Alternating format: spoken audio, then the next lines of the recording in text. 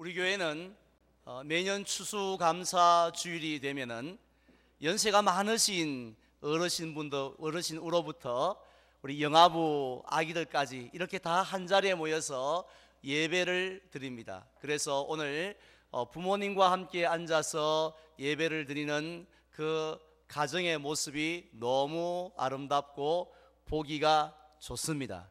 그런데 오늘 예배에 참여한 우리 아이들 중에 몇몇이는요, 고개를 갸우뚱하면서 야, 정말 이상하다 하면서 이렇게 이상하게 생각하는 친구들이 있는 것 같습니다. 왜냐하면은 우리 교회는 농사를 짓는 농부가 거의 없는데, 경운기를 타고 오시는 분보다는 자가용 타고 오신 분들이 대부분인데, 그럼에도 불구하고 시골 교회처럼, 농촌 교회처럼 추수감사절을 지킨다는 게 상식적으로 이해가 되어지지 않기 때문입니다. 그런데 우리 아이들의 관점에서가 아니라 하나님의 관점에서 이 예배를 볼 때에도 역시 이해가 되어지지 않는 한 가지가 있다고 저는 생각을 합니다.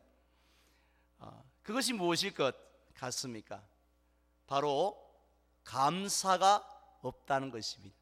물론 우리에게는 무슨 소리입니까? 우리에게는 감사의 마음으로 방금 찬양도 했고 감사의 마음으로 헌금도 드렸는데 왜 감사가 없다고 합니까? 라고 말씀하려는지 모르겠지만, 하나님이 찾으시는 바로 그 감사의 마음으로 예배하는 성도들이 너무나도 많이 찾아보기가 힘이 들다라는 것이에요. 자, 그렇다면 왜 이렇게 한 해 동안 주신 은혜, 우리의 심령과 또 교회와 가정에 주신 그 모든 은혜에 감사해야 하는 이 특별한 날에 왜 하나님이 찾으시는 감사가 우리에게 없을까요?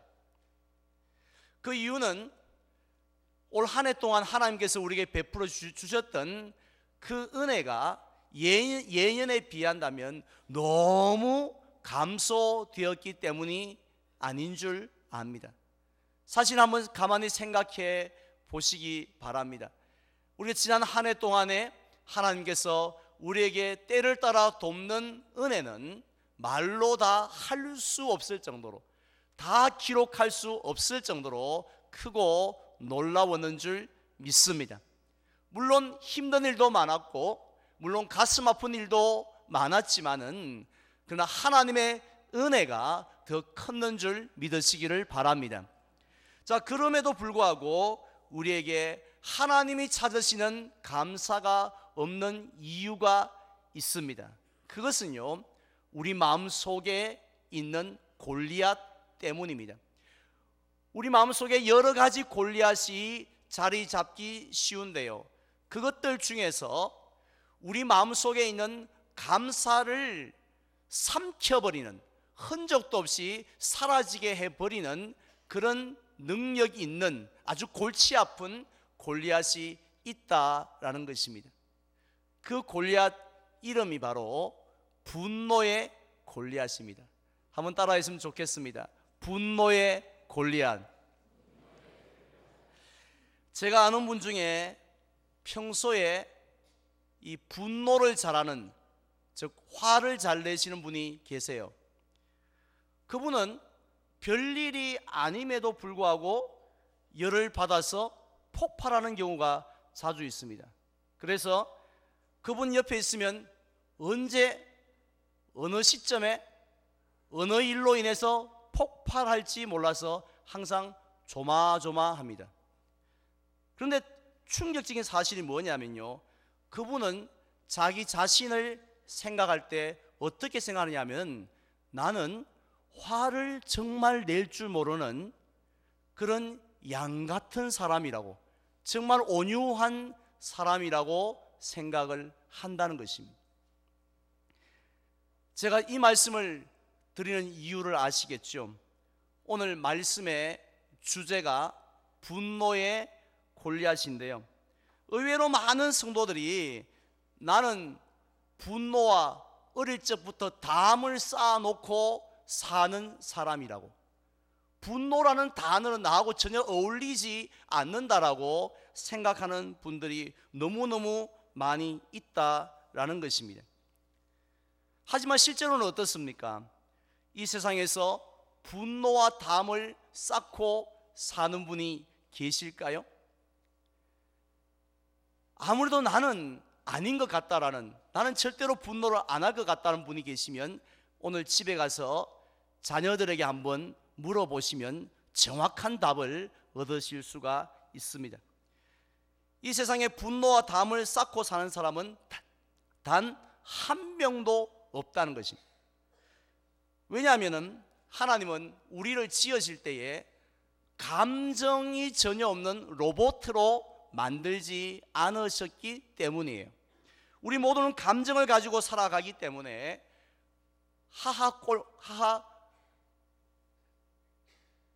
라고 웃으면서 이렇게 웃는 일도 많이 있지만 화를 낼 일도 얼마나 많은지 모릅니다. 한두 가지가 아니죠. 살다 보면요, 화를 낼 일이 수만 가지가 넘습니다.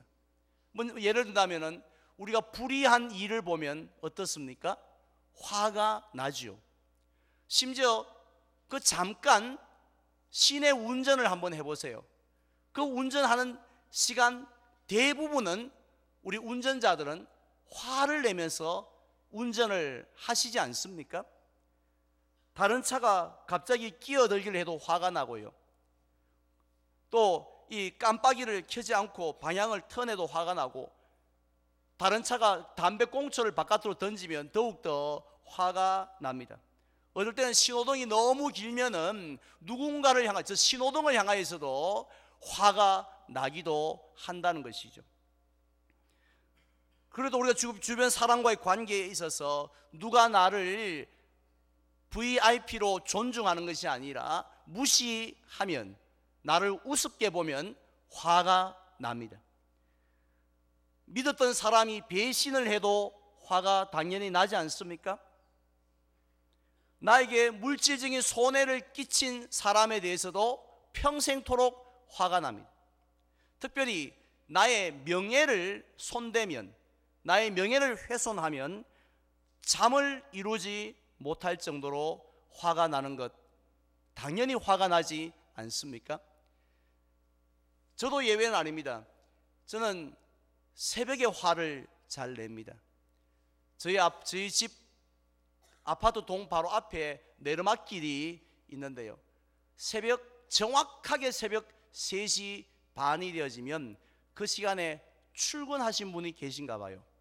자전거를 타고. 그런데 그 자전거 브레이크를 워낙 손을 보지 않아서 브레이크 내리막길 내려갈 때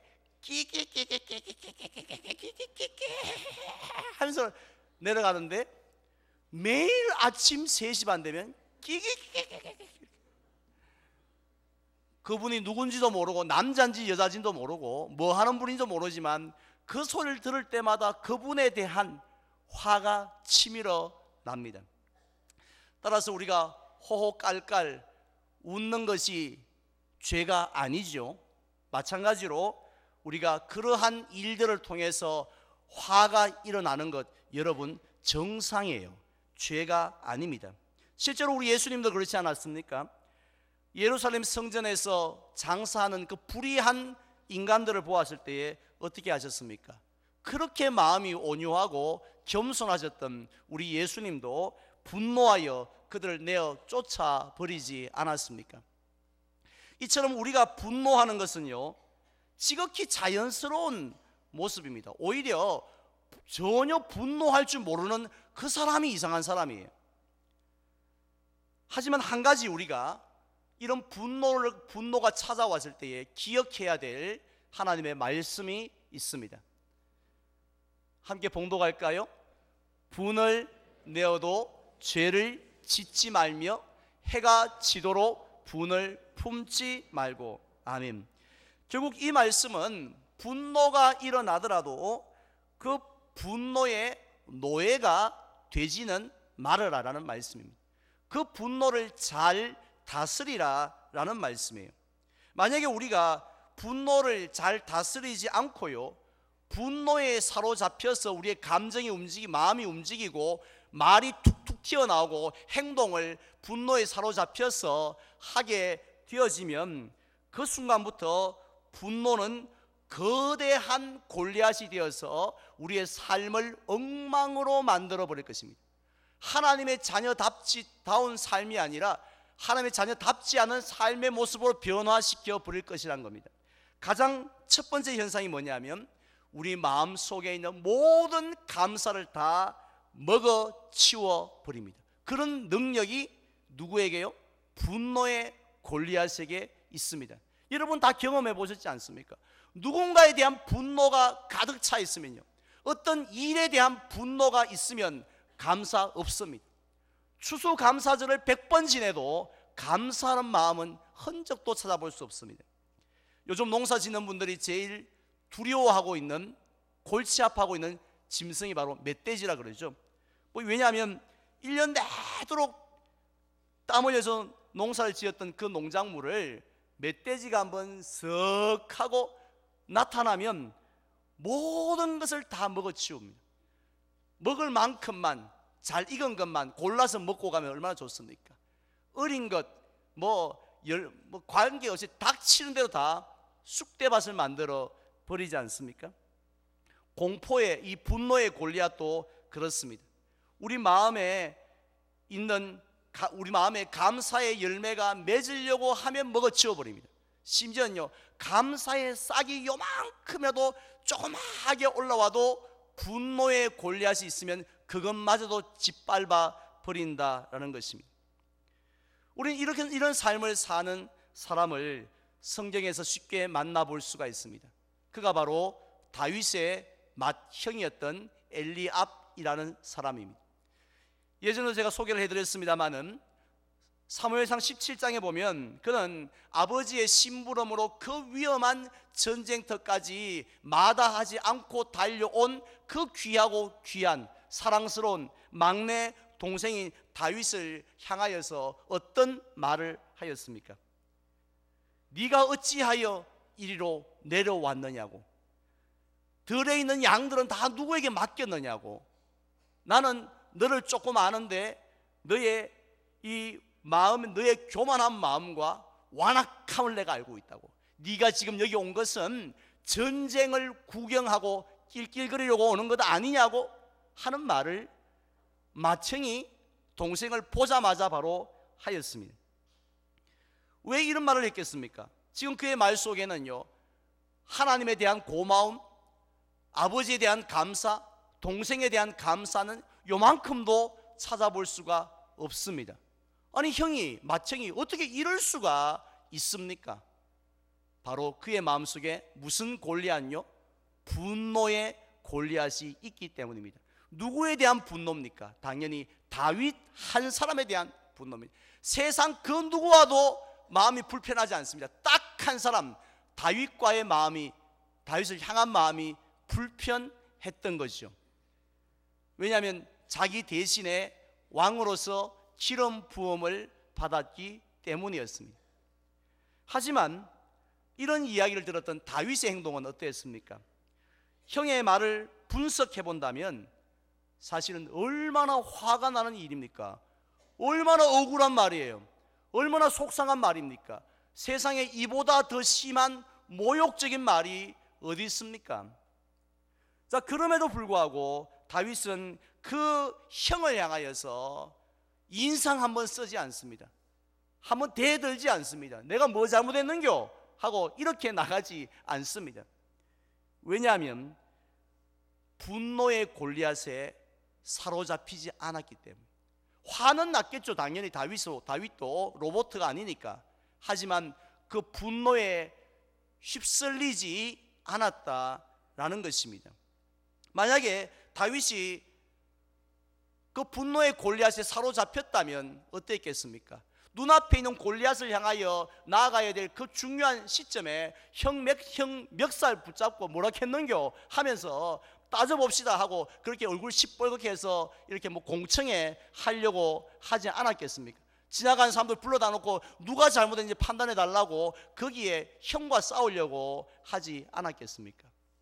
하지만 그는 분노의 골리앗을 이겼기 때문에 눈앞에 있는 골리앗도 이길 수 있었고요, 오늘 본문에서 말씀하신 것처럼 이런 귀한 고백을 할 수 있었습니다. 나의 힘이 되신 여호와여, 내가 주님을 사랑한다고, 주님이 나의 반석이요 요새가 되십니다라고 그렇게 고백할 수 있었던 것도 결국은 분노의 골리앗을 이기고 눈앞에 골리앗을 눕혀 쓰러뜨렸기 때문에 가능한 고백이 아닙니까? 오늘날 저와 여러분들도 마찬가지입니다. 추수감사절 지키면서 이 예배를 드리기 위해서 올라오시면서 내가 오늘 감사해야지 이런 마음 안 가지신 분 누가 있습니까? 특별 헌금을 준비하면서 내가 오늘 감사로 하나님을 기쁘시게 해야지 이런 마음 다 가지고 왔습니다. 그런데 이런 우리의 감사를 드리기 위해서는요, 먼저 해야 될 것도 있습니다. 그 마음만으로 되는 게 아니에요. 내 마음속에 있는 분노의 골리앗을 제거해야 가능한 이야기라는 것이죠. 그렇다면 어떻게 하면 우리 마음속에 있는 그 골리앗을 이길 수 있겠습니까? 사탄아 물러가라 말하는 것처럼 골리앗아 물러가라 라고 말 한마디 하면 저절로 기겁하고 물러가면 우리 인생 또 신앙생활 얼마나 쉽겠습니까? 이런 골리앗을 이기기 위해서는요, 이 세 가지의 물맷돌이 필요하다고 저는 믿습니다. 잠시 소개를 해드리려고 하는데요, 첫 번째 물맷돌은 한번 따라하겠습니다. 하나님의 용서. 하나님의 용서하심을 우리가 먼저 생각하지 않고는 남을 용서할 수 없습니다. 성경에 보면 하나님은 은혜와 사랑이 많으신 하나님이라고 말씀하시면서 동시에 진노하시는 하나님, 분노하시는 하나님이시라고 분명히 말씀하고 있습니다. 누구에 대해서 특별히 분노하신다고요? 죄인을 향하여 진노하시고 분노하신다 하셨지요. 그렇다면 이 세상에 하나님의 진노를 받지 않아도 되는 사람, 하나님의 분노에서 제외된 사람이 누가 있습니까? 단 한 명도 없습니다. 왜냐하면 모든 사람이 다 죄를 범하였기 때문입니다. 그런데 하나님께서는 그 무서운 사람의 분노도 무서운데 그 하나님의 무서운 분노를 누구에게 다 내리셨습니까? 누가 대신 우리 대신에 그것을 받으셨습니까? 바로 아들이신 예수님이 십자가 위에서 내가 받아야 할 하나님의 분노를 예수님이 다 받으셨는 줄 믿습니다. 그래서 우리는 어떤 존재가 되었습니까? 용서받은 죄인이 됐어요. 하나님의 분노에서 벗어난 죄인이 되었습니다. 따라서 우리도 과거에는요, 하나님을 분노케 했던 사람이에요.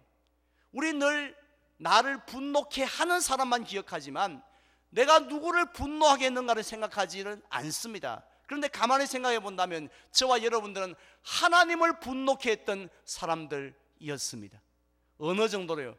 영원한 지옥 형벌을 받을 정도로 말입니다. 하지만 하나님께서 우리를 용서해 주셨습니다. 바로 이러한 사실을 기억할 때 비로소 우리는 다른 나를 분노케 했던 사람들을 용서할 수 있는 줄 믿습니다. 아무리 마음에 결심한다고 해서 남 용서하는 것 아니에요. 용서보다 더 힘든 일이 없다는 것 여러분 잘 아시지 않습니까? 바로 나 같은 죄인을 용서하신 그 하나님을 바라보는 순간 내 마음속에 있는 분노, 누군가를 향한 분노의 골리앗도 한 방에 쓰러지는 역사가 일어날 줄 믿습니다. 다음 두 번째 물맷돌은 하나님의 공의입니다.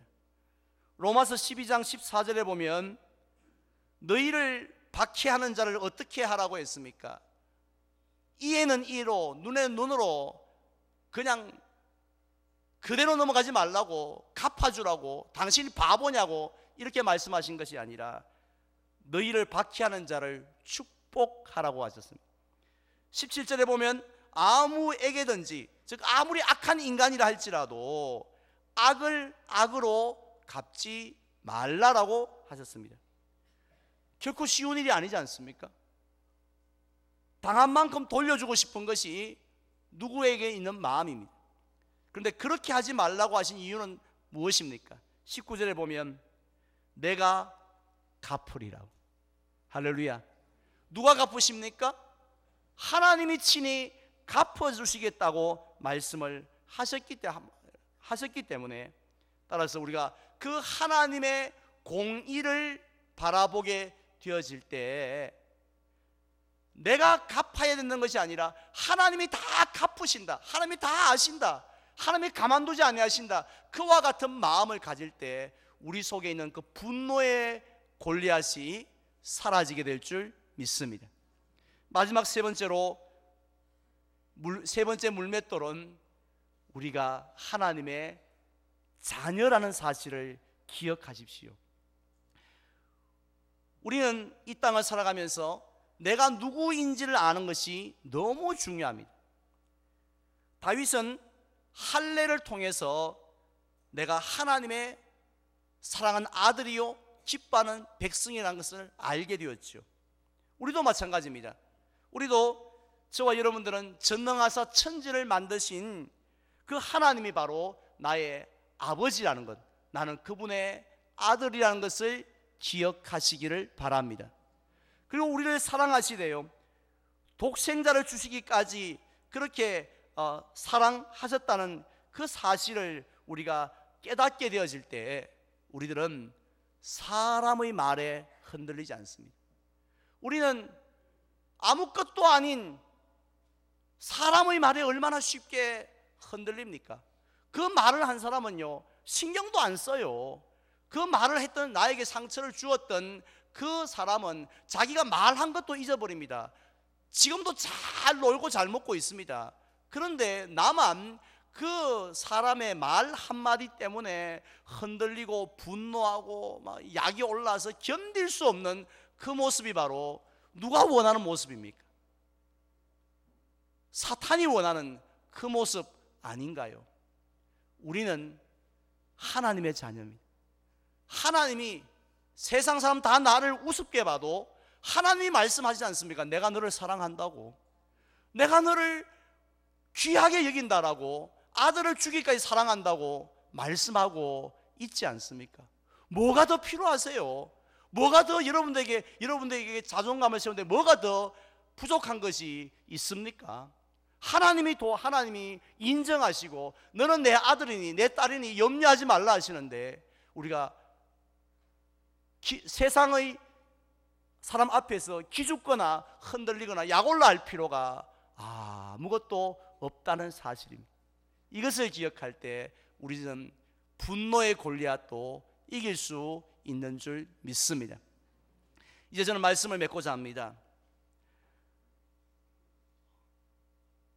빵을 팔지 않는 빵집을 보고 우리는 그거 참 이상하다, 빵집인데 왜 빵을 팔지 않지 하고 고개를 갸우뚱거릴 것입니다.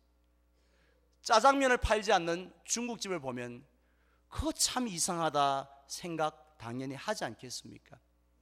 그렇다면 하나님은 오늘 우리의 예배 가운데 무엇을 보고 이상하다 생각하시겠습니까? 저와 여러분들에게 하나님이 원하시는 그 감사의 마음이 없는 것을 보시고 그 참 이상하다 생각하실 것입니다. 왜 우리에게 그런 감사가 없습니까? 그것은 우리 속에 무슨 골리앗요? 분노의 골리앗입니다. 누군가를 향한 어떤 일에 대한 그 분노가 내 속에 시퍼렇게 살아있기 때문에 마치 물 먹는 하마처럼요, 내 속에 있는 모든 감사의 마음들을 쭉쭉 빨아들여서 흔적도 없이 사라지게 하기 때문에 감사가 없는 것. 이 시간 그 분노의 골리앗을 쓰러뜨리는 방법은 그 물맷돌은 세 개나 있습니다. 첫 번째는 하나님의 무엇이라고요? 용서입니다. 두 번째는 하나님의 공의입니다. 세 번째는 하나님의 자녀라는 것을 바라보는 것입니다. 이 세 가지를 늘 기억하셔서 저와 여러분들의 삶이 마치 시편 기자가 고백했던 것처럼 여호와께서 내게 주신 은혜를 무엇으로 보답할꼬 라는 그 감사로 충만한 저와 여러분들의 삶이 되시기를 주님의 이름으로 축원을 드립니다.